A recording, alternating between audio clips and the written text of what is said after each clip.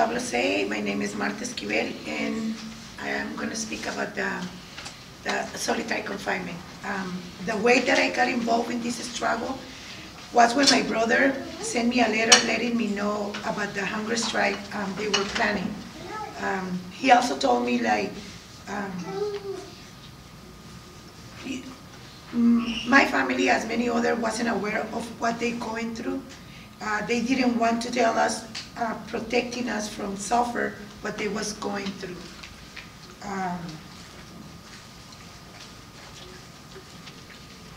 What is solitary confinement? It's like being alive in a tomb. We all got involved through our family in prison, but they started the hunger strike on July 1st, 2011. And for me, it was like a shock. I couldn't believe that my brother, who I was writing to him, like every time he was there, I couldn't believe that he was going through all that.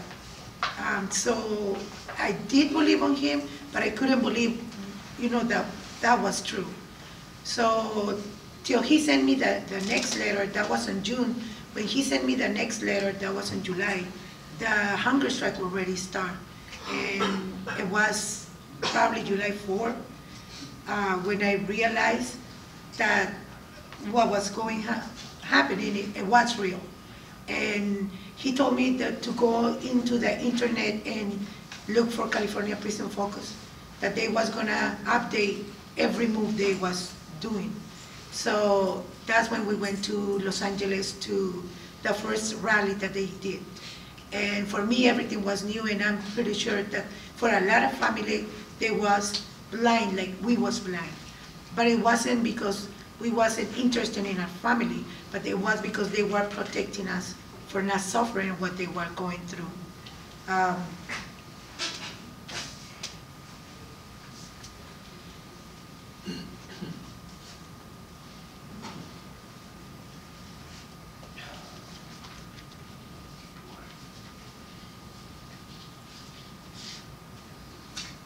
The condition that solitary confinement has on the men in the shoe for long periods at a time, they suffered so many damage, not only mentally, but also physical. Also, when we find out about what they're going through, sometimes for us as a family, it's easy to not think that is true. But once you realize that it's true, it's horrible just to think. On the first hunger strike, everything passed really quick, and then it came the second hunger strike in the same year. In 2012, they brought the end of hostilities and an agreement, which CDCR said that they was gonna distribute inside prison. And where it comes, it was like they was gonna end the hostilities between regions. That everyone was gonna be together, inside and outside. But CDCR didn't want that, so they didn't distribute that inside prison. And for us, like I say, it's more easy for us to think that that's not happening and it's not real. On the third hunger strike that they have in 2011, it was really, really hard for us to think that the third hunger strike, it was not going to have an end unless they meet some of the demands. And one of the other things, now that some of the guys are in general population, things are getting, we might think that things is going to be better. They are out of the shoe, they can talk with the family, they can have human contacts, but it's actually worse. Because now they not handcuffed, guards are really picking on them knowing that they're coming from the shoe without any therapy or anything. They put it, being inside for 16 to 20 to 25 years inside solitary confinement, they are throwing in the middle of a lot of men.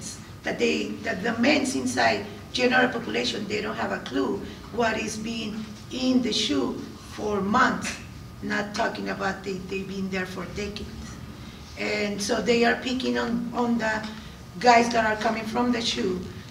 Just, they know that one little mistake, they're gonna put them back in the shoe. And that, like my brother said, now that I'm in general population, I don't have handcuffs. Guards are picking on me, and it's getting harder because he has to control himself. And what I think about brutality, talking about guards inside the prison, is that they not educate the guards to work with adults and rehabilitate them. They also teach the guards, CDCR teach guards to treat our family member as objects, not as humans. And about the fight demands, when I went to the protest during the hunger strike, I thought, well, with 1 or 3 rallies that we made, CDCR are going to meet the demands. The 5 demands are: eliminate cruel punishment, abolish debriefing, comply with the recommendation of the U.S. Commission on Safety Abuse in Prison since 2006 regarding end to long-term solitary confinement, provide adequate food, and expand and provide constructive. From those 5 demands, I will say that they only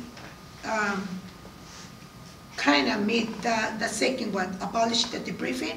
Now the guys can come out of the shoe without debrief. That's a snitch in someone else, even if they don't know anything. And the other one is number 5, which is provide constructive programs, but that's not a true. They only have access to a photograph every year, a beanie. They can buy a beanie. They can now buy color pencil, because before 2011, they only color with pencil or pen, no color for them. Also,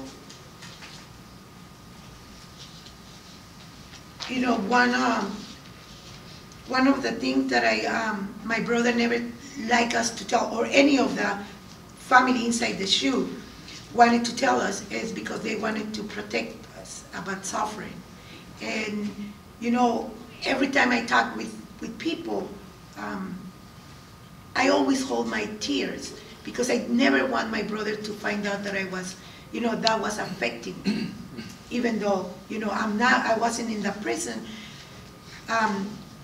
Today that I was writing, I was preparing to speak with you guys, I was, thinking, and I find myself to, even though that I'm not in prison, the system was making me act as a prisoner from the shoe and not letting my feelings out.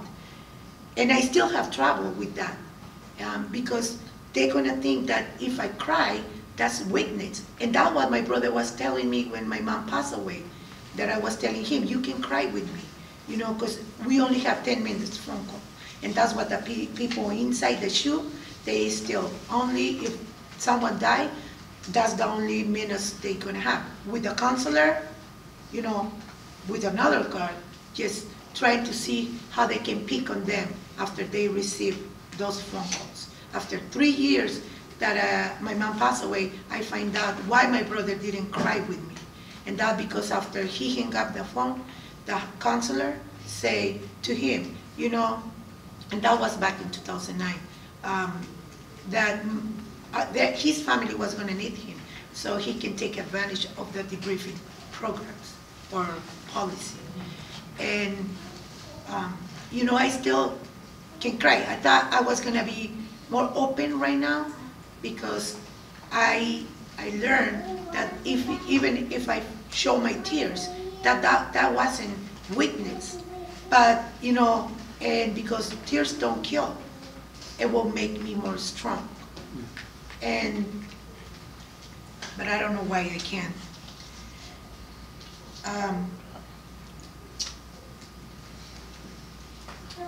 You know, one of the things,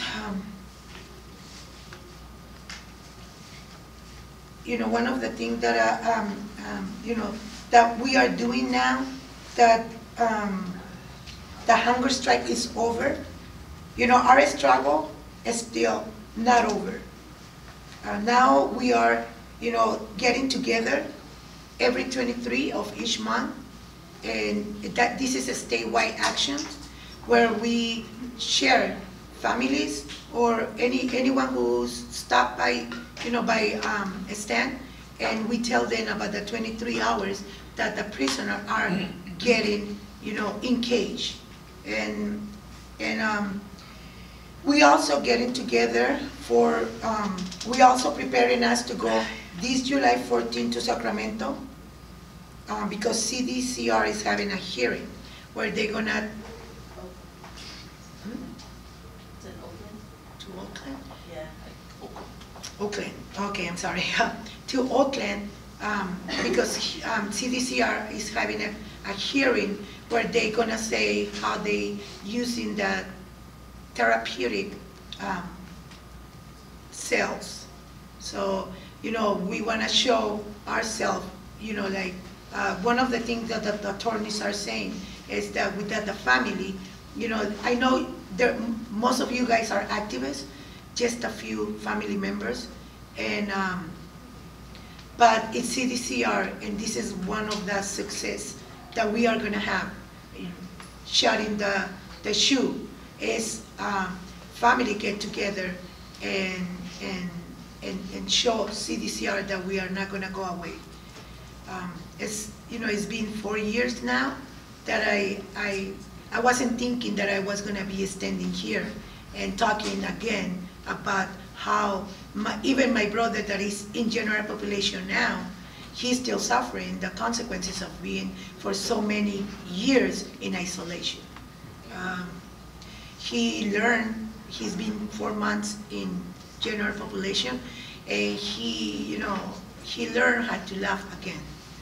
He learned how to talk on the phone again without thinking that because he was grabbing the phone, it was because someone died outside. So, you know, when I hear my brother laugh for the first time in so many years, I thought that something happened to him. And then I realized that he was learning how to laugh.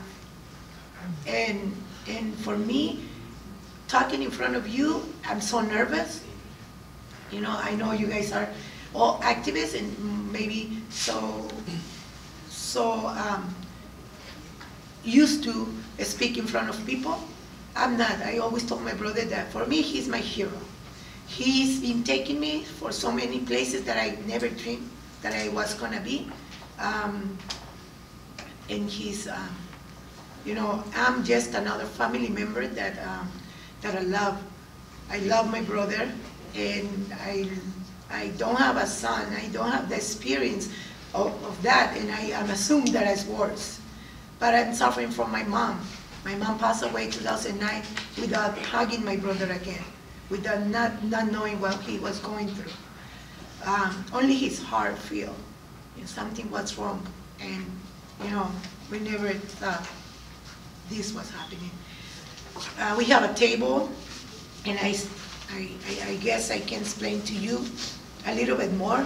But before I go, I just wanna tell you about, you know, their feelings, and this is one of one prisoner in the shoe. After 8 years, you realize after doing everything they asked you to do, staying out of trouble and minding your own business was not enough. CDCR want to take away your humanity. There is nothing more dreadful in the world than waking up in the middle of the night and feeling like you're in a mortuary. Even sleep cannot spare me from this hellhole. I'm in. Hope has been gone for many years. And it's sad to read these feelings. Another one is, and that was back in 2011, when I read this. I feel that it's been 13 years since I have shaken someone's hand, and I fear I forget the feel of human contact. When I read that, I was like, wow, that's the 13 years that my brother is in the shoe. And that made me sad. But what shocked me is to read that this thought, it was from my brother. So I really thank all of you guys for being here. And I really want to thank Dolores Canales, because she is a key on this struggle. Because, without having someone to lead us, we wasn't going to be able. I love my brother, but I don't know how to do a lot of things that you guys are doing for us. I want to thank my daughter, because she's being my peace of mind, my right hand.